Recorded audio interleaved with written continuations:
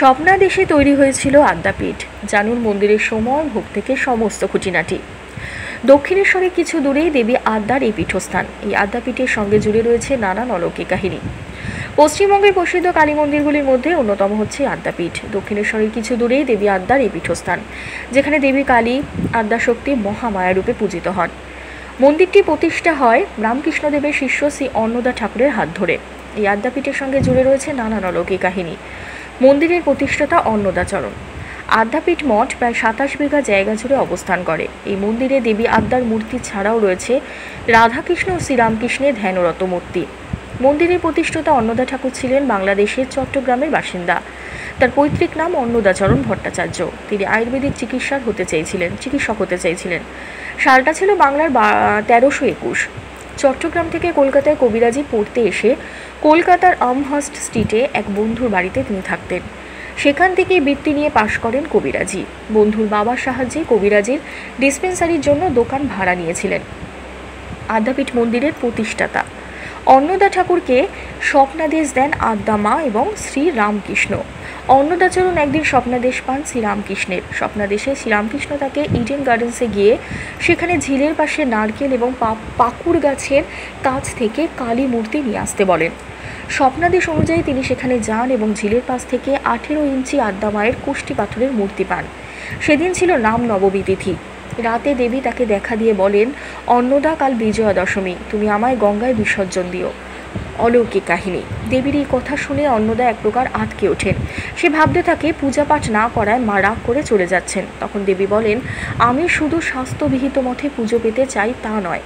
মা খাও, মা পড়ো, এমন সহজ সরল প্রাণীর ভাষায় যে ভক্ত নিজের ভোগ্য বস্তু বা ব্যবহার্য বস্তু আমাকে নিবেদন করেন, সেটাই আমার পুজো।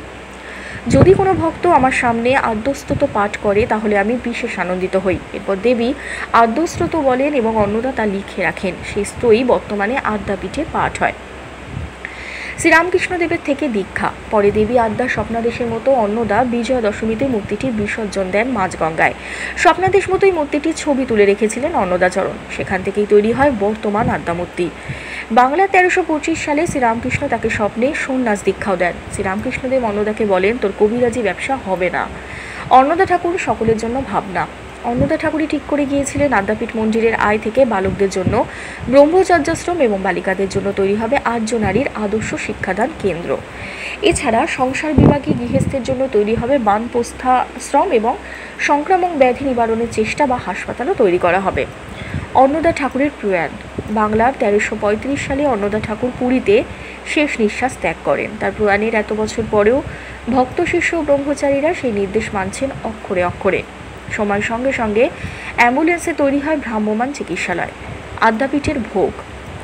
আদ্যাপীঠের ভোগে রয়েছে বিশেষ বৈশিষ্ট্য।